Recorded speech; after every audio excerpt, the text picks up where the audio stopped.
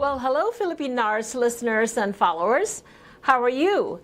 We hope you're all doing well and enjoying life to the fullest. And as you know, FILPINARS is brought to you by the PNANV, or the Philippine Nurses Association of Nevada, in collaboration with PHLV Radio. So thank you for joining us today. When we first came to know about HIV and AIDS years ago, sometime in the 1980s, it was difficult to face the reality. It affected both patients and healthcare workers. There was so much to learn and there were so many challenges. But today, however, it's a different story. It has been better. May 19th was designated as the National Asian and Pacific Islander HIV Awareness Day. And according to the World Population Review, Nevada is the number 4 state in the U.S. with a high population of HIV diagnosis. We are 10.2 per 100,000 population. But there have been many changes in statistics, in testing, in the modality of treatment, and the resources available to the community. So it's time that we need to revisit this healthcare issue and find out more about what is new. So we invited a very great guest who is in the know of what's going on with the HIV world. So please welcome Mr. Chris Reynolds. Welcome, Chris. Thank you, and I appreciate so much for you having me here today. Oh, not at all. I know we talked a little bit, at work a while ago, and said, you got to come. So Chris is the director for HIV prevention services at ASP Cares Pharmacy. And in the job, he develops, he implements, and manages HIV prevention programs for clinics, ASOs, and pharmacies. He is involved in the evaluation of existing programs, assisting in developing SOPs, POC testing protocols, stuff like that. So Chris is very experienced in public health and communicable chronic diseases, and has been, involved in a lot of training modalities. So tell us a little bit about the organizations that you have been involved in, Chris. I know you're a very busy guy. Yes, I wear a lot of different hats in the community. But I've worked in public health with regards to communicable disease for over 34 years. And I always tell people I started when I was 2. Yeah. Me too. So I have worked. I started off as a volunteer for AIDS of Nevada, which is called AFAN. Here's one of the oldest and largest I remember that AIDS service organizations in the state. And was a volunteer for them for about a year, and was offered a position there and went to work for them, and worked for them for over 10 years as their youth HIV prevention specialist at the time. This was in the early 90s. And then I was recruited by the health district. I went to work for the Southern Nevada Health District as a disease investigator. And so dealt with a lot of, if people remember back when we had the big hepatitis C issue with one of the clinics here, was part of that investigation. Did a lot of, when we first started having our syphilis outbreaks here, a lot of investigation into that. And then was their trainer for HIV, STIs, and hepatitis. And with the health district. With the health district. And then under a grant from the health district, I actually worked at the center overseeing the vaccine program at their clinic, their HIV testing clinic, and kind of how patient flow was. And from there, I've worked as the program manager. I was the linkage to care specialist, and then was promoted to the program manager for AIDS Healthcare Foundation here. I opened their STD clinic there, which was called Wellness, and then went to work for, that's how I started more merging into pharmacy, because I did a lot of stuff with medications at that time with the clinic. And then went to work for ASP Cares as their HIV community liaison, and then got an opportunity to work for a startup called Alto Pharmacy, which is really big now. Was their national 340B manager, and then there was a lot of changes within that, and so we decided to come back to ASP, and I'm now the HIV Services Director there. All right. And so work with a lot of different. You're a very busy person. Yes. Yeah, ASP Cares is near and dear to my heart, by the way. we'll leave it at that. Gotcha. Okay. So, Chris, with everything that you are doing and your history with HIV, can you, HIV and AIDS organizations and helping, can you tell us a little bit about the current status of HIV/AIDS here in Nevada? Yes. So during the first years of the Trump administration, they started a project called Ending the HIV Epidemic. And so the CDC looked at all of the numbers across the United States, and they designated, this is where there were 8 states, and then there were 48 territories or counties. Those counties account for more than 50% of the new HIV infections in the United States. And so Clark County is one of those counties. Really? And so we currently, I know I was looking at it, we're currently now 5th for HIV cases. But when you look at the numbers where the 1, 2, and 3, and 4 are, the 1, 2, and 3, 4 are east of Texas. So that means we're really number 1 west of the Mississippi. We're on the west side, yeah. Because Yes. we're actually tied with Mississippi, right? Right. Well, yeah. we're right there. The same. They're 4th and we're 5th. Yeah. And so what we have seen here, of course, we are a growing community. Tourists come here. We always have that old saying, what happens in Vegas stays in Vegas. And I'm like, well, that's the problem. People bring things here and leave it here. But, they should take it back with them. Right. In 2023, just as an example, we had 500 new cases of HIV. Wow. The year previous was 478. So we have seen a steady increase. In 2020, of course, we dropped down to 346 cases that year. But everybody remembers what happened in 2020. It's probably COVID. Nobody wanted to go get tested right. and all that. Well, some people couldn't go get tested because there was no access to a lot of these services. Right. And so we always told people, things didn't stop happening. People didn't stop any behaviors. It's just being able to get tested and know what their status was where that changed. And so we did see an increase in 2021, which we knew was because of that, but we've actually seen just a steady increase since then. Okay. Now, do you have any stats on the Asian Pacific Islander population? Yes. And so one of the things that we know is with the API community, per 100,000, the rate is 9.4. In 2023. Always remember, sometimes people go, well, why are you giving me statistics from 2 years ago? It takes a while to get everything through the system and be approved. And so we also have to go through when the CDC allows us to post things. And so sometimes it's always a year or two behind. So we're in 2025, but the numbers that we have are for 2023. 23, correct. 23, and that's why. So, but we do know that in 2022, the rate per 100,000 for API community was 6.8. Wow. And now it's 9.4. So that's in Nevada or Clark County No, alone? that's in Clark County. So this is here in Las Vegas alone.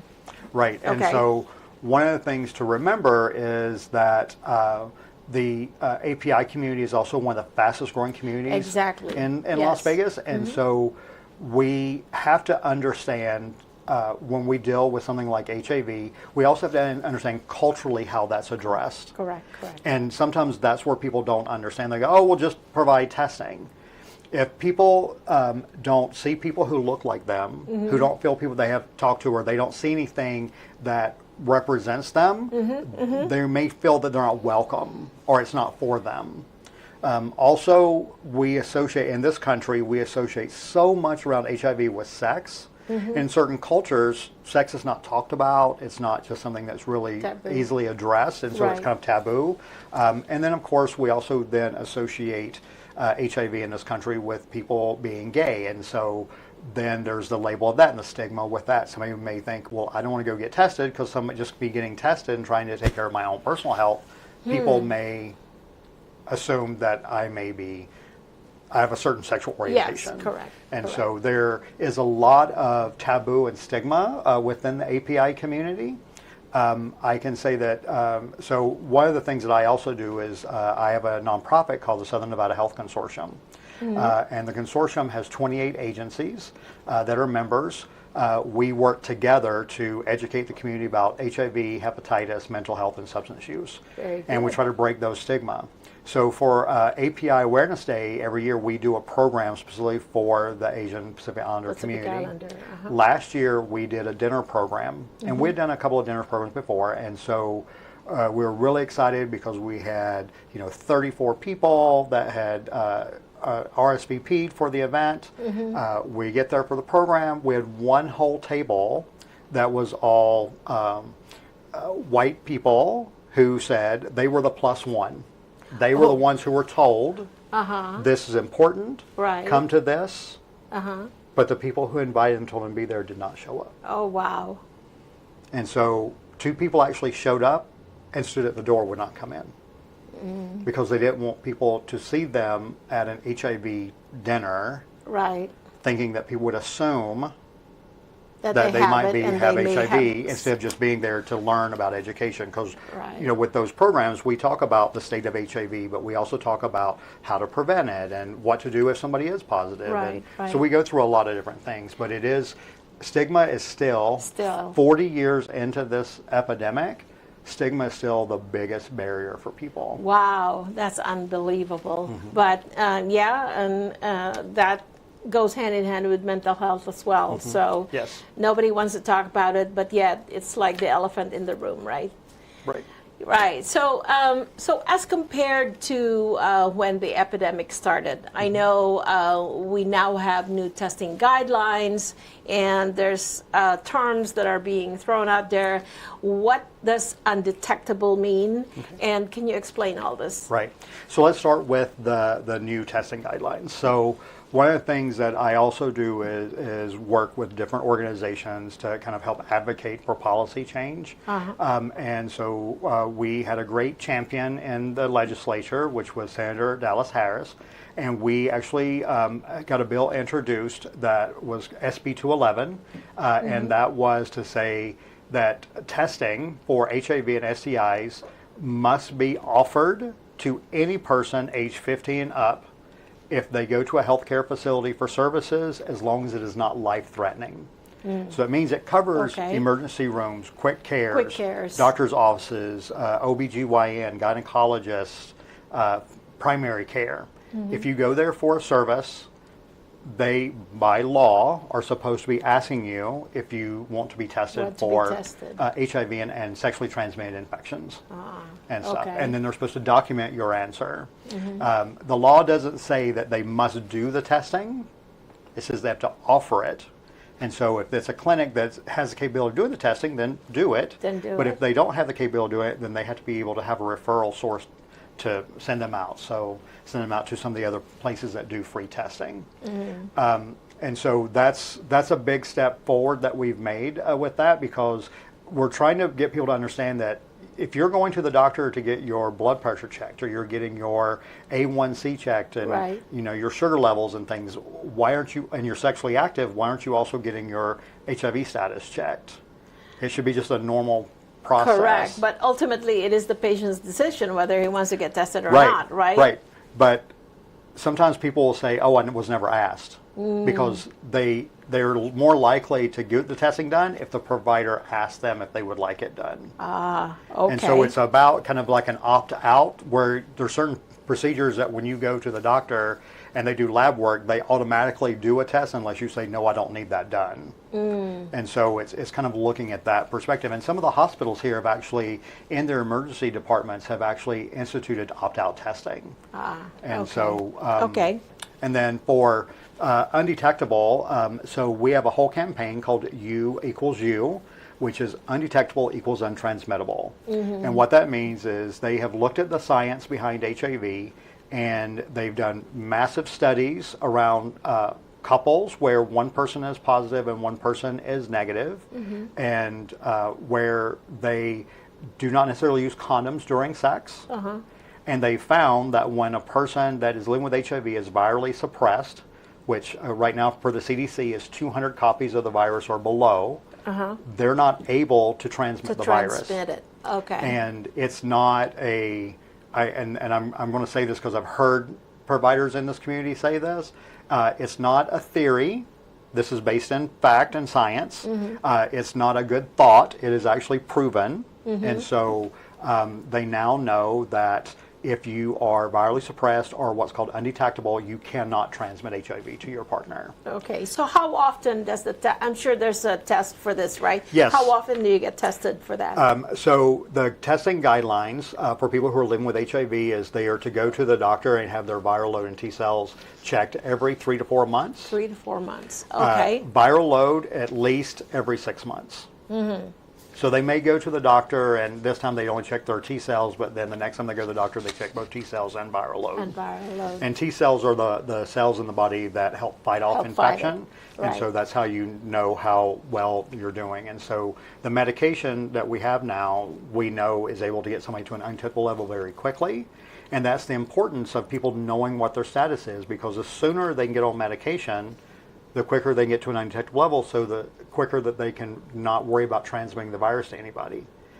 Because they know that the majority of cases of new HIV infections that have come from people that were living with HIV were from those people living with HIV that did not know that they had HIV. So it wasn't that somebody had HIV and it's just out here, I'm just going to transmit this to everybody. Right. It was the people who were not getting tested, may be having symptoms, may not, and just because they weren't getting tested, they didn't know their status, and so it just continues to spread. Continues to spread. So speaking of medications, I know when back in the day when it became an epidemic, I mean, I had patients who used to take like a handful literally of medications every day, in order for them to be able to thrive and with the disease. Today, it's totally different. You sometimes even have only one pill that you're taking a day. Can you talk about those? Yes. So people just realize that kind of the history around HIV is HIV was first kind of put into the public spectrum in June of 1981. In fact, June 5th, which is coming up, is going to be National Long-Term Survivors Day. It was the June 5th, 1981 was the first time something was put out into the media about this new disease. They didn't even have a name for it at the time. And so AZT, which was the first medications used for HIV, was not made for HIV. It was chemotherapy in a pill. It had been shelved because it was found to be too toxic for human consumption. And so they didn't start using that until after 1987. Okay. Is when they first started using that. So we're looking at like 6 years into this epidemic where they started using a medication to try to treat it. And then very quickly after that, we had some other monotherapy medications coming out. It wasn't until the mid-90s, 1995, is when the first protease inhibitors came out, which was called the miracle drugs. They actually thought we were going to cure HIV at that time because of how quickly it reduced the viral load of the body. And so, and it was combination therapy, so it was called highly active antiretroviral therapy. That's when we had people that were taking anywhere from 12 to 24 to 36 pills. People had beepers at the time or alarms to tell them they'd take medication every 4 hours. There were a lot of side effects from the medication. And then as we learned more and more through science about HIV and about how HIV affects the body, we then actually came up with a medication that was only one pill once a day, which has 4 different medications in it. We now have another medication that's one pill once a day. It actually only has 2 medications in it. That's very effective because usually you have to have 3 medications or more to fight HIV. But they found that those 2 medications work very well together. And now the newest is that we actually have an injectable medication called. Well, it's an injectable medication. I'm not going to promote a specific medication. I know. It's Cabenuva, right? There you go. Cabenuva. You didn't say it, I did. There you go. Okay. Cabenuva is an injection. It's actually 2 injections that you get every 2 months. And so one on each side. It's an intramuscular shot. And so by being on Cabenuva, you don't have to take daily pills. and stuff. Okay. And so we do have some other medication that are what's called used for salvage therapy. Salvage therapy is when people have had HIV for a very long time. They've been on a lot of different medications because no medication seems to work. And one is a pill which is called Rucobia that actually is added to their medications. Oh, and then we have okay. one called Sunlinka. Sunlinka is an injection every 6 months, but it's added to other medications. It's not used by itself. It's added. Combination. It's right. added to medications that are already on to help boost those medications to work more effectively. Yeah. Now, the medication that is in Sunlinka, which is lenacapavir, is actually right now in studies for prevention, and we're waiting to hear if it gets FDA approval. If they do, that's a medication that people can use to prevent HIV. So that means they're HIV negative, they're at risk of getting HIV, but they can take a medication to prevent them from getting it, which is called PrEP, pre-exposure prophylaxis.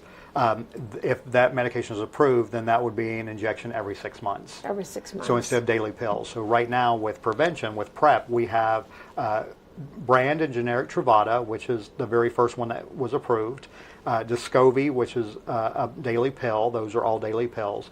And then we have Apretude, which is an injection every 2 months. Every 2 months. And so we have a lot of options for people if they want to kind of take responsibility of their own personal health and prevent HIV. Right. And so. And that's really the key, is they have to know and they have to take responsibility for it and go for the treatment. So speaking of coverage for treatment, insurance coverages, how, what is the percentage population of HIV, the HIV population that has Medicare or Medicaid, and how is that working now? What's the coverage for private as well as government? Right. So with Medicaid, covers all of the forms of prevention and almost all of the medication for HIV treatment. And so Medicare just recently, as of this year, moved that from Part D over to Part B. Okay. And so to make it and there's no cost sharing, which means that there should be no co-pays, there should be nothing, the patient should not have to pay anything associated with that medication. And so it depends on your insurance plan. Recently, we've run into a couple of insurance plans that says, oh, we won't cover this medication, we'll only cover this other medication, and not understanding HIV medication is not just, you just can't give it to anybody. It has to be, you have to make sure the person's not resistant to any of the medication that's in the drug. And so it's very effective. And so but most insurances do cover it, or they may require a prior authorization. Right, and stuff. But that's one of the things that working with an independent pharmacy, they will help you work through those processes. Work through the process.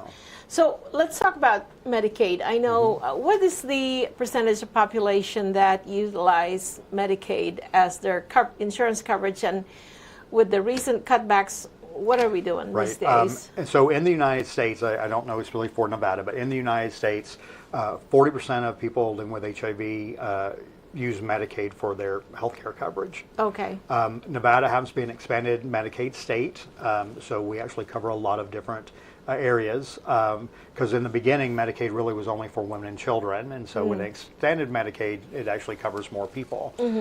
With the cuts that have been kind of proposed by this new government, that really could almost wipe out Medicaid. So if that happens, then where would those people go? We do have what's called the Ryan White Care Act, which has different sections to it that covers different parts of HIV. So Part A covers like going to the doctor and different services. Part B covers medications. But they're also calling for cuts on those, and they've actually kind of gotten rid of certain agencies in the federal government that dealt with HIV. And so it's kind of strange to know that the current administration, when it was in office the first time, they actually created the Ending the HIV Epidemic plan to end HIV, and we were on the verge of possibly ending the epidemic in this country. And now they're back in office, and now they're talking about cutting all of this stuff. And so it doesn't make a lot of sense. I will say that here in Nevada, we really try to work together to try to see how best we can help everyone. Everyone. And Okay. so we have a lot of agencies here that provide services for the HIV community, whether that be for treatment, whether it be for support groups, testing, different services. Different services. Okay. By the way, we were talking earlier about HIV in Nevada and how it looks as far as race goes. Yes. And so the thing to remember is that Nevada is a majority state. And so when we look at how HIV cases are broken down, as an example, in Clark County specifically, the black community represents 12% of the population here. Okay. But when we look at HIV cases, new HIV diagnosis, they represent 28%. Ooh. And so it's a disproportionate number. Right. With Hispanic, we're looking at 33% or a third of the population, and they represent 40% of the new infections. Oh, and so when wow. we have really been talking about the API community, so it's 12% of the population, and it's 5% now of the new HIV diagnosis. The new HIV. What I have seen working in this field is that for many years it was always 1%, 1%, 1%. It's the fastest growing part of our community is the API community, and so for the longest time when we would talk about doing programs and outreach for the API community, funders would always be like, well, that's only 1%, that's only 1%. And I'm like, but it's No, it's better not. to do Right, prevention and education Right. before, and as we've seen, as the population grows, those numbers also grow. But also, we have more testing points, so you can access testing in a lot of different places now for free or even low cost. Oh, that's good. That's good. Yeah, we'll talk about that in a minute. But you know, as you know, and as most people know, health is influenced by a wide range of factors called determinants of health, like problems with socioeconomical status, poverty, their income, housing, education, and so forth. So what are the most common determinants of health where the HIV and the AIDS population would fall under? So when you look at our zip codes here who have the higher rates of HIV, and then you look at specifically the API community, we're going to see more people that have issues around food insecurity. We're also going to see more issues with unemployment or health care coverage, poverty levels here. And one of the things to think about is that with our youth, our API youth are less likely to get preventative health care than any other, compared to any other races. And then Pacific Islander households experience higher rates of food insecurity than other groups. And really, when you look at that, they've broken out Asian Americans and Pacific Islanders when they look at that, and Pacific Islanders have a higher rate than Asian Americans. But Asian Americans also have a higher rate than some of the other population, the other races. And then one of the other things is they ask people, you know, do you feel that your healthcare provider involves you in the healthcare decisions? Because, I mean, it's supposed to be a partnership. Sure. And what they have found is Asian American adults actually are the least likely among all of the racial groups to say that their healthcare provider involves them in the healthcare decisions. And so that could also then translate to maybe that's a cultural. It's a cultural thing. Yeah. And so looking at, you know, not wanting to question someone who's in a position of authority and stuff. And so it's more important to understand that it's okay to ask questions and when you're at the doctor's office. It's okay if somebody says, I'm going to put you on this medication. Why? What are the side effects of this? What do I expect from this? Is there something else I can try before going on a medication? But you hit a big point right there, which is prevention. They will never show up for preventative care because they will not admit it that they're maybe having some kind of an issue. Right. So or know of somebody who possibly And that really, I mean, we're talking a lot about HIV here, but that's across the board when it comes to preventative matters. That is correct. That's across the board. I mean, how many times do we see people that all of a sudden go, oh, they got really sick and they're in the hospital, and then they find out stuff that, well, when was the last time you went to the doctor about this? You've been having these problems all of these years, but when did you go to a doctor about it? Oh, I haven't. I didn't want to go to the doctor, or I couldn't do this, and so. But yeah, I've had this for years. Right, right. Oh, Lord. Anyway, okay, so Nevada also has a very strong network of community health workers, or what you call CHWs, yes, who would help bridge the gap for underserved communities across the state. Do you work with those, and what actually do they do? How are they accessible to the community? Well, I'm actually a community health worker myself.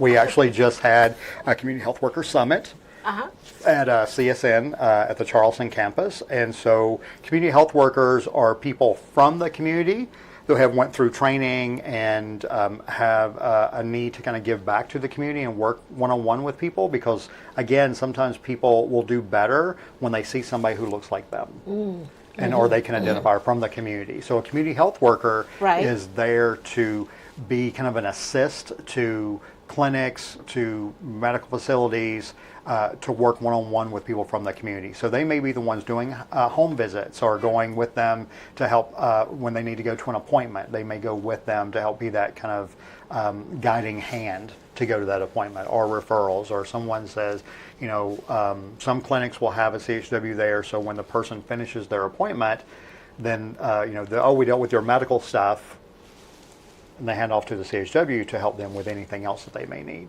It's almost like a wraparound service. Oh, so the CHW's community health workers, do they belong to like an organization of volunteers, or how does that work with different clinics that use these people? The clinics use them, they're paid employees. They're paid employees. Okay. The health district uses them as well. The Safe Harbor Medical that I work with has CHWs.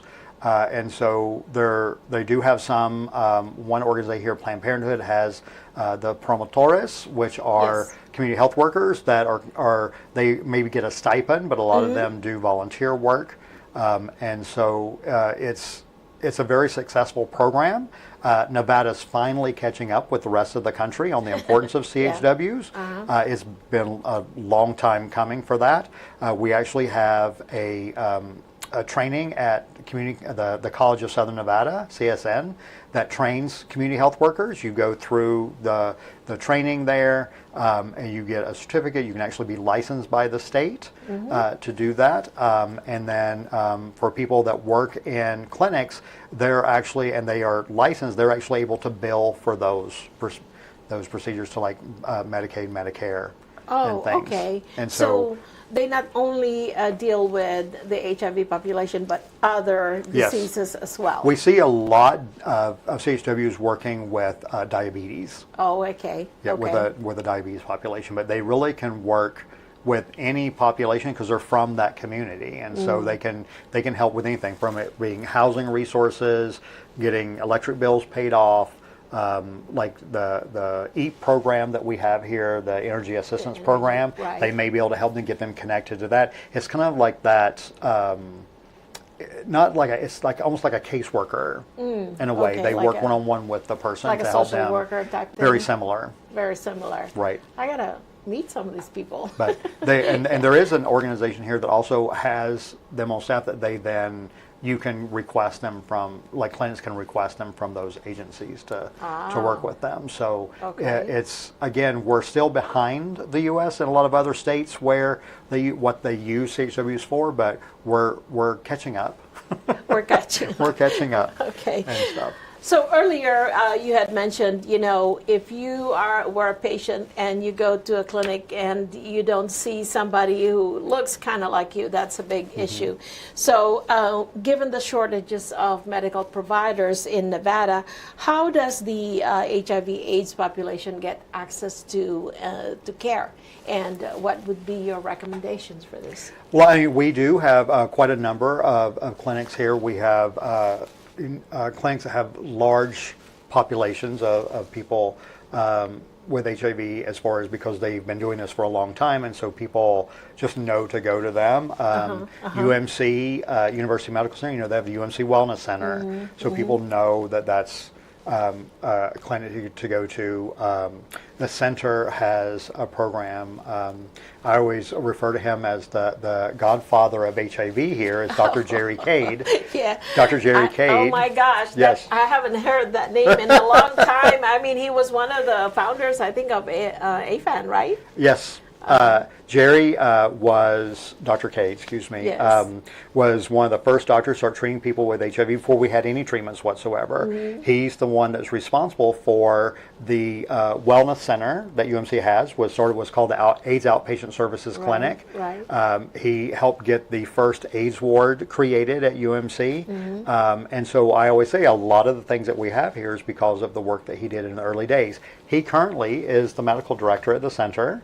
And so they have a clinic there. They have 2 locations now. They have 401 South Maryland Parkway is their what they call their testing clinic, where they can go get free testing for HIV.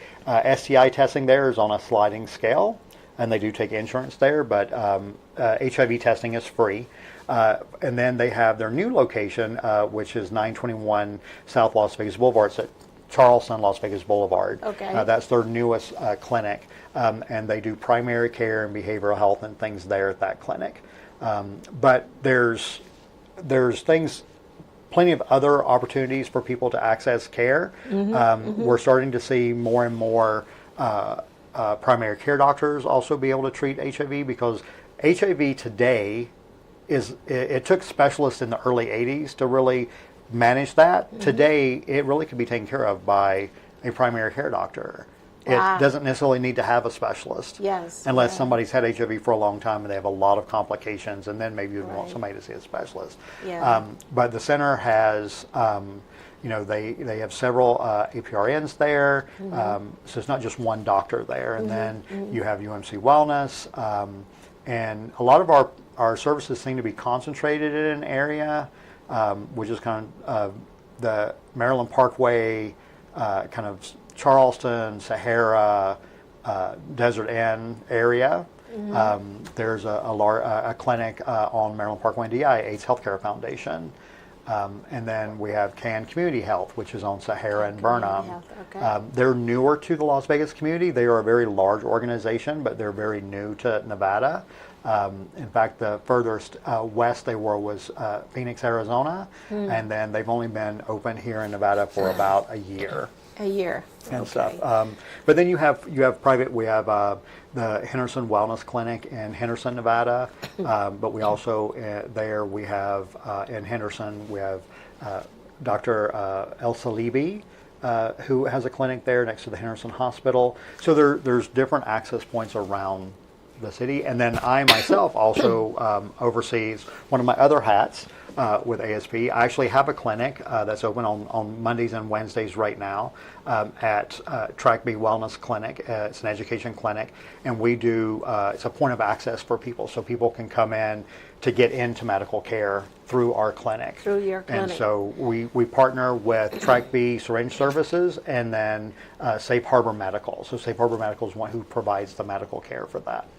Well, that's great. I mean, you mentioned UMC, you mentioned the center with Dr. Cade and a lot of other resources. So if I were, like, say, Asian Pacific Islander, I preferred to be seen by, another Asian Pacific Islander, would that be possible? Do you have a shortage of those? Do you partner them or I think that when it comes to kind of looking at the shortages that we have here, we do have a lot of access points here, but we do have specific shortages within certain communities. And so definitely within the API community, we do have a shortage there. We do, there is a clinic called the Vice Clinic that both providers there are from the API community. The Vice Clinic? Vice Clinic, but they're not as well known here. And so I think that it's about, it's kind of that old adage. They talk about saying that we have a shortage, but if you look at our medical schools, we're turning out people left and right. Yeah. The shortage is about keeping people here. Correct. Retaining them Yeah. here is the biggest thing. Yeah. Yeah. And I think that it really needs to take someone wanting to work in the field and treat those people. And that's also, I think, maybe where the stigma comes in again at, is that. And so Dr. Sugay, she worked at UMC. She still works at UMC 1 day a week, but she's the medical epidemiologist for the health district. And, she was one of our API providers that a lot of people like to go to. Yeah. But she now works as a medical epidemiologist for the health district, and so she's only at the wellness center like 1 day a week. And so I think that it is something when you start looking at that. Yeah, I and think if we somebody had. prefers that. Yeah, so. I think we had her as one of our speakers in one of our seminars because we were. The theme was specialty populations, and she was. She talked about the HIV. Yep, she's the one who provided my stats for me today, so for the presentation, so I would be able to do that. Wonderful. Okay, a big shout out to Dr. Roseanne Hi, Dr. Sugay for that. How are you? Okay, well, so you mentioned a little bit about you were doing something for ASP Pharmacy. So in your current job with ASP Cares Pharmacy, how are you helping this specialty population? So one of the things I have two sides to my role. One side, of course, is the clinic side, which you talked a little about earlier about me working with clinics. But I also work directly with patients, and so my job there is to make sure that they are getting their medication. That if there's any roadblocks in that, I can kind of address those. So if somebody may have a problem with insurance, or if they're having a problem, how do we get this paid for? Then I help navigate that. But they also may say, hey, well, I just found out that I have HIV and I have this doctor and here's my medication that's covered, but what about, where do I get food from, or where do I get housing assistance from? Then I help navigate that to them. So I help get them enrolled in Medicaid, or help them get them enrolled in Ryan White, or kind of navigate to other services that they need. And so I think that that's kind of my overarching goal with where we're working at ASP, is that I'm here to help people. And so if somebody comes to me and says, as an example, if I make them an appointment at the center, I will let them know, I'm very happy we can fill your medications, but the center has a pharmacy on site. So if you'd rather fill it there, I mean, for me, I just want to make sure the patient gets their medication. Right, right. And so that's kind of one of the biggest things. I do a lot of outreach for our populations that deal with homelessness and substance use and mental health. And so it's about helping them, kind of meeting them where they're at and finding out what it is that they need. I may think that they need this first, but that's not what the patient feels they need. Right, and so it's about kind of changing that mindset sometimes, that to say, okay, asking the patient, what do you need first? Right, right. And being very honest with people, what you can help them with and what you can't. I don't like making referrals for people unless I know exactly how the referral works. And I usually try to put myself in that position, and I will tell people, okay, if I'm coming to see you, what do I need? What do I need to do? Yeah. And I tell them, and I try to do a lot of warm handoffs. So I make sure I have a connection at an agency, and so I can say, hey, I'm going to refer this person to you. Is it okay that I give them your name, or is there somebody that you want them to ask for? And then that way I work with a patient. I have went to appointments with patients before, and then sometimes I'm there because I've worked as doing a linkage coordinator before, so I really work on kind of making sure the patient gets their needs met. That's good. And I'm just so glad that you can do that even while working for ASP Cares Pharmacy. So anyway, so do you have any suggestions on how to manage HIV and mental health? Well, one, I think that the first step is knowing that people have mental health issues. There is nothing, I want to say this directly to everybody watching, there is nothing wrong with saying, I need help. Yeah. Too many people are taught that men aren't supposed to cry, or men aren't supposed to ask for help, or if you're an adult, you shouldn't ask for help. There is nothing wrong with asking for help. And I think the first step is letting people, or letting someone know that you need help, or at least asking for where services are available. And so with anything, I think that's why we're now in the state looking at when we are writing our plan for the next 5 years, instead of writing just an HIV plan, we're writing what's called a syndemic plan. Syndemic? And syndemic. It may be a new term for a lot of people, Yes, but a it is syndemic to me. means if you look at, say, you have, I'm going to do like 3 circles. This is HIV, this is mental health, and this is substance use. And then when you put them out and you start looking at what they're all connected, the very center point of that, where all 3 circles overlap, Okay. is the syndemic. It covers everything. Concentric circles Yes. going.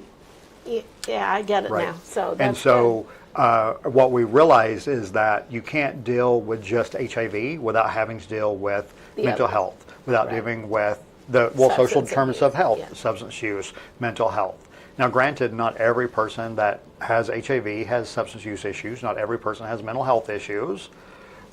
But you can't ignore that. The same thing. Everybody that has mental health does not have HIV, or everybody that uses substances does not have HIV, but it increases their risk.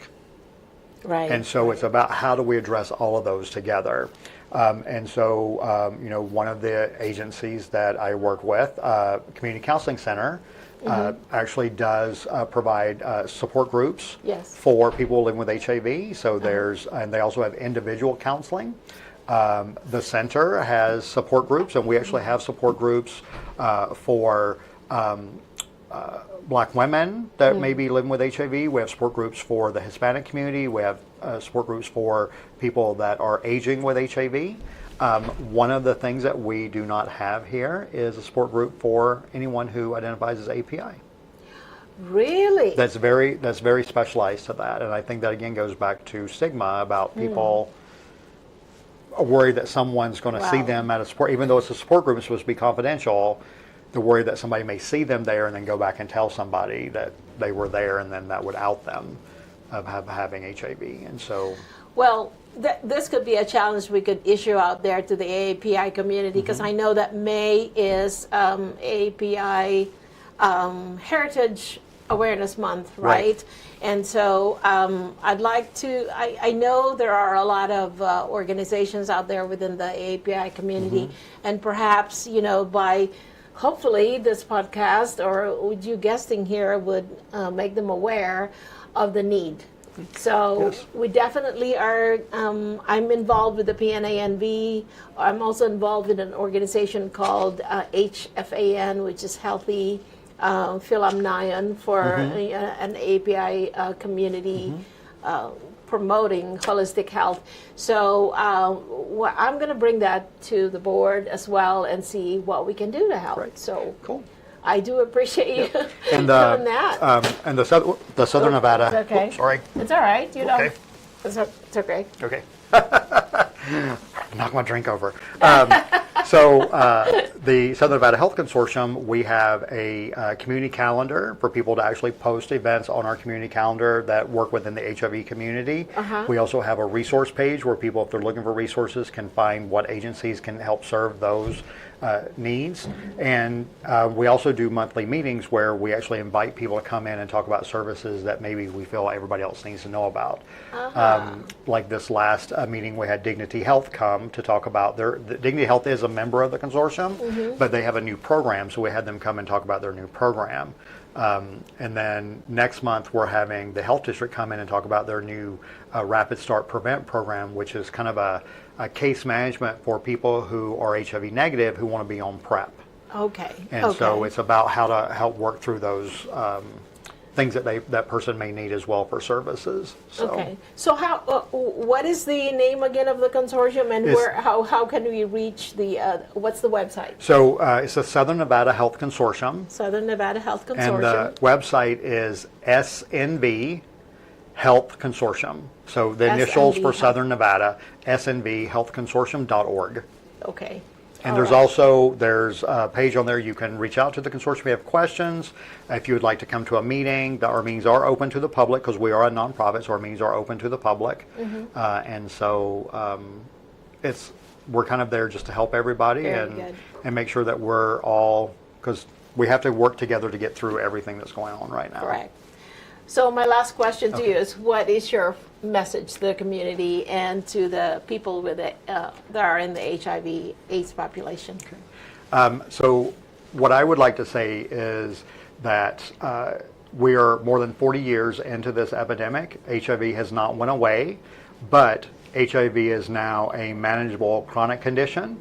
If someone is diagnosed with HIV today, you can live a normal lifespan, a healthy lifespan, as long as you go to the doctor and take your medications.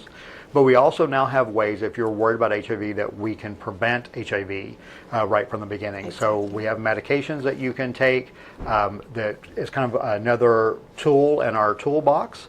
And so it goes along with treatment as prevention, it goes along with condom use, it goes along with people who choose to be abstinent, but it's about really tailoring those things of ways to really prevent HIV. And then just lastly, support those people that are living with HIV. Exactly. And support those organizations that are trying to make a difference here in Southern Nevada. Wow. Well, thank you so much, Chris, Mr. Chris Reynolds, for coming to our program today.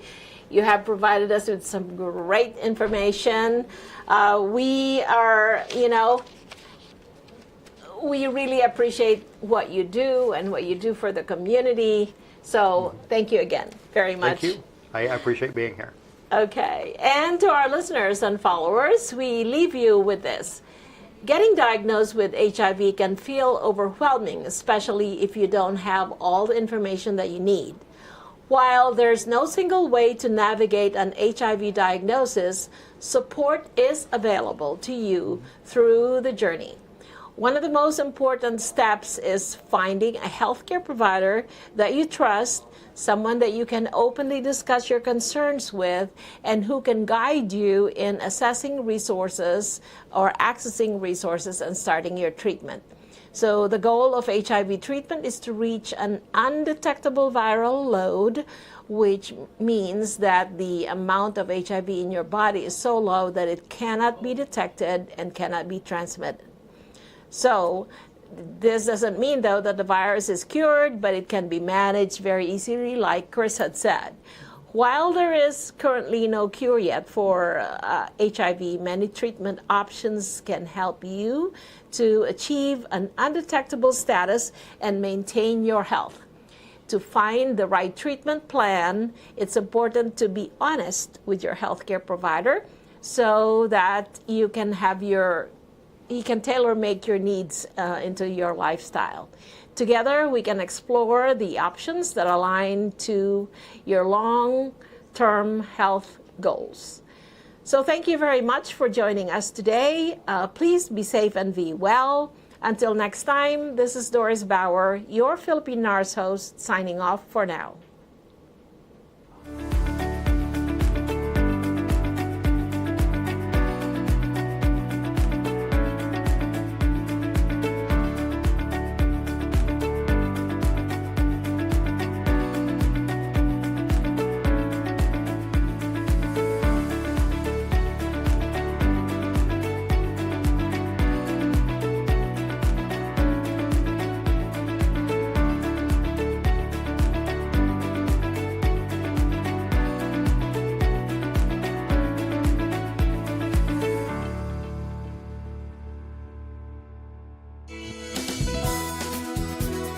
Just like a friend from back home. This is your Filipino radio experience in Las Vegas.